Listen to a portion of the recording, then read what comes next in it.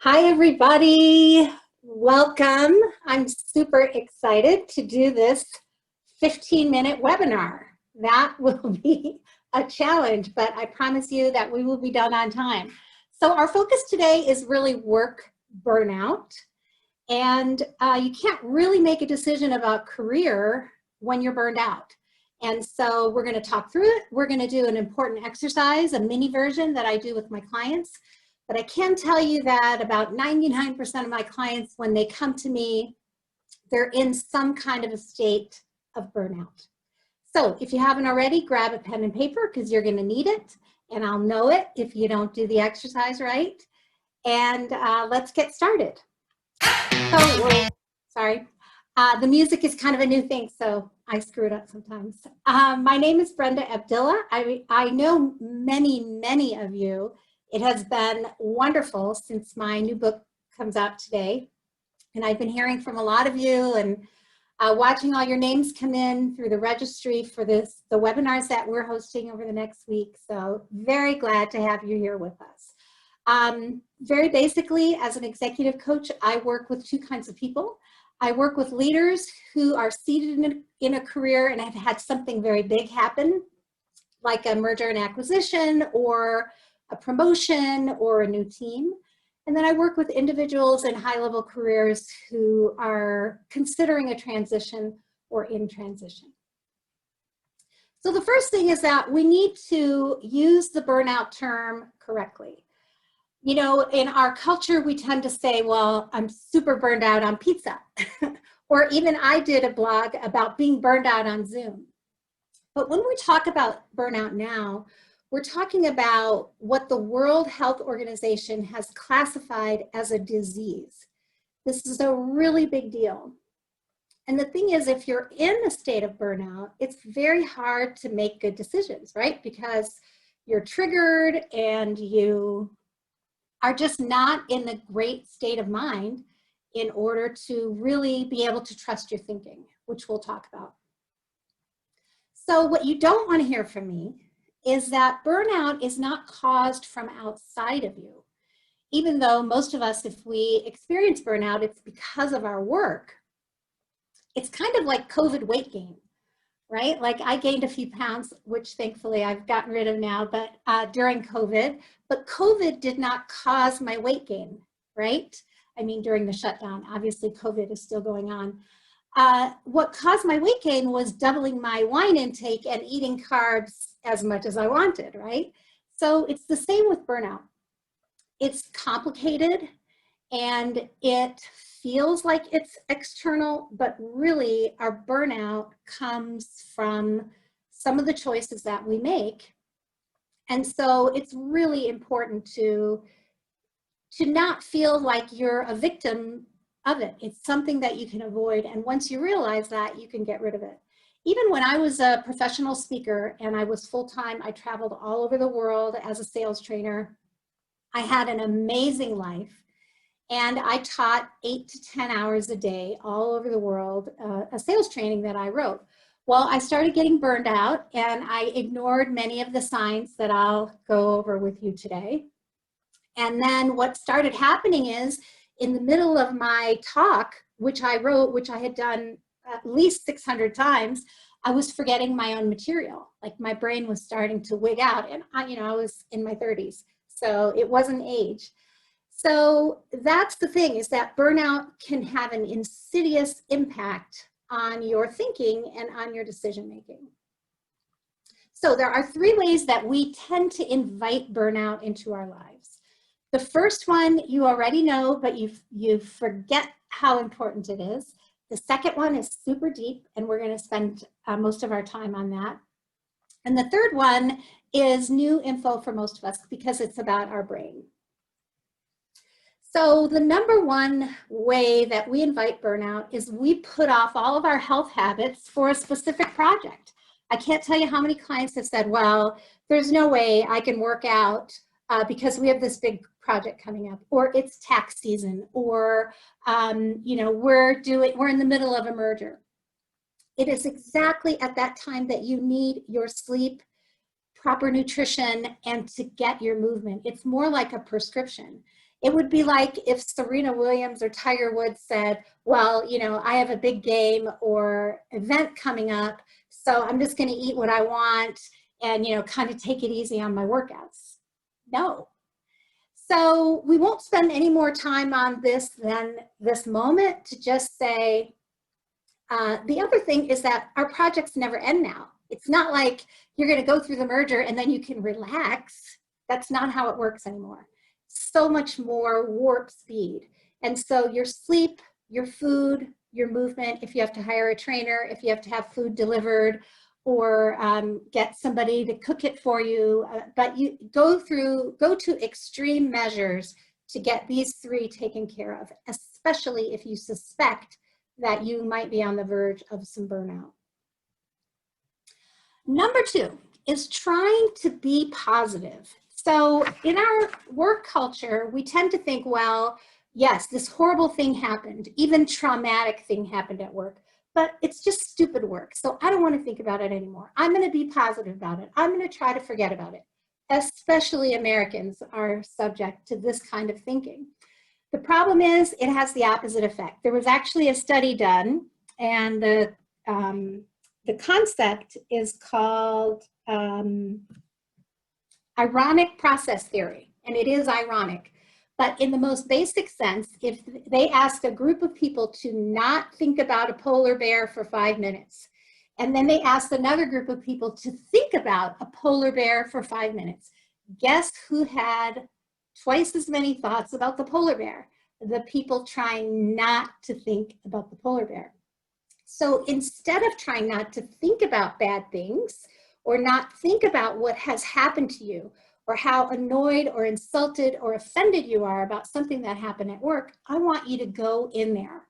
I want you to open that yucky drawer of feelings and thoughts and let's make it better. So we're actually going to do this together. So it's under the category of career baggage, because when we have career baggage, when we deny those hurts and disappointments, they come around with us. So what we're going to do in a minute is I'm going to play some more music, and during that time, I want you to, you're going to take 60 seconds. I want you to think of something really frustrating, egregious, insulting that has happened to you at work, something very specific. And over that 60 seconds, I want you to write down every complaint about it. Be very mean. This is not time to take personal responsibility. Okay, so here we go. 60 seconds, write as many as you can about this terrible thing.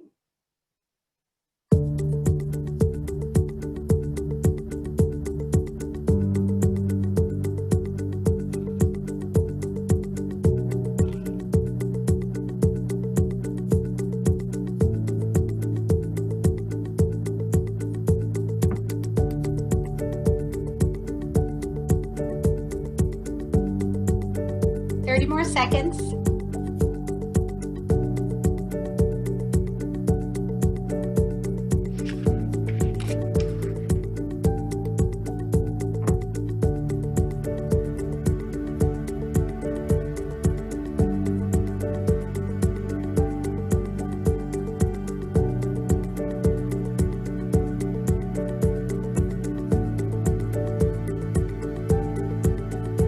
Okay.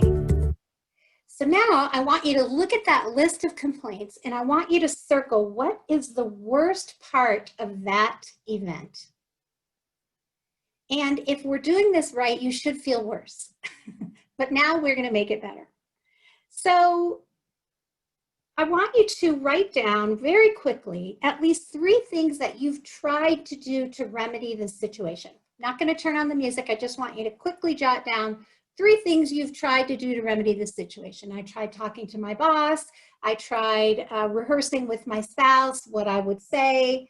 And I tried going to HR, or whatever it is that you tried to help with this situation. Write down those 3. Now what I want you to do is to review your list of complaints and everything you've tried. And the worst part, I want you to review it really quickly. Just take 10 seconds and review it as if you were somebody else. As if you were somebody else on the outside looking at this situation. what would occur to you about this? What else is going on? Kind of play the detective or the psychologist a little bit. What else is at play here? Now, given all of that, what might you try? So what might you try that's different now that you have just a very slightly different perspective? Or if it's over and done with, but it's just baggage that you're carrying from the past, what was insightful or useful about what you did so far today? So the benefit of this exercise is almost never immediate. It comes over time. And at the end, in a few minutes, I'm going to tell you where you can download the entire exercise so that you can really go through it. But the important message is that it's really important to process, to go to the ugly, go where you don't want to go. And our instinct to try to brush it under the rug or get over it or let it go is ineffective, and it ends up coming with us, and it ends up impacting our decision making, especially in ways that we're going to talk about next. So the third way that we invite burnout is that we trust our thoughts. Now, I love my thoughts, I love my brain, but I really want you to learn to start questioning your thoughts. Trust your instincts, trust your gut. But we tend to question our gut, right? But we trust our thoughts implicitly. So a couple things that you need to know about your brain. One is confirmation bias. When I think about this upcoming election, I almost don't trust my opinion about what the outcome of the election will be because I know that my brain is giving me information that only confirms what I already think. That's how the brain works. If you give it a little bit of information, such as, let's say you have a coworker who you say, well, he's a manipulative, slick, skanky guy, right? Your brain is going to give you evidence that supports that. You're not going to see anything that disproves that opinion unless you're really super conscious about it and you realize that your thoughts have to be questioned a bit, especially when it comes about the opinions of others. Triggers, what can happen once we've had this, if we've had a stressful or even traumatic interaction with somebody, their presence and the thought of them and everything they do can absolutely re-trigger our stress. So until we kind of go to the ugly, we're still very triggered by that. And the other thing is that our brain is a conspiracy theorist. If you have this much information about a situation, but you're missing a few facts, no problem. Your brain will fill in those facts. It is a beautiful part of our humanity because the brain does better, less stress if it has the whole picture. But we don't often have the whole picture, especially work these days. Things are very complicated. So it's important to kind of investigate what your thinking is. Let's say that you feel you're being pushed out of your organization or that your boss or another coworker has singled you out. This could absolutely be true. It happens all the time. I hear about it all the time. But you need to go a little further than that belief and possibly ask for some input from some trusted people. See if you can trigger the event over and over again. Then you'll know that it's really happening. But otherwise, your thoughts will help you with your conspiracy, absolutely. So to just wrap up, we have to take way better care of ourselves, almost like a prescription, right? This is a complicated, ambiguous world that we live in. That's why I wrote the book called Crazy Town. And so if you want to avoid or recover from burnout, you have to take way better care of yourself. Number two is that we have to deal with our emotions and feelings from our relationships at work and things that happen at work. We can't just put it under the rug and forget about it. It's not going anywhere, just like the white polar bear. And number three, we have to consciously question our thoughts and just that awareness of, okay, is that real or is that just my confirmation bias? That's really all that it takes. So in wrapping up, I do want to tell you that you can go to managementmomentum.net, which is my website. If you go to the free book section, you can download Stress Less for Better Success. It has the full Going to the Ugly exercise and 2 other cool exercises in it. And then while you're on that book tab, if you would like to buy my new book, Outsmarting Crazy Town, it does come out today. And for the next week, the soft copy is $10 and the Kindle copy is 99 cents. So I want to thank you all very much for coming today. I hope this was useful for you, and I look forward to you joining us for the rest of our webinars over the next week. Thanks.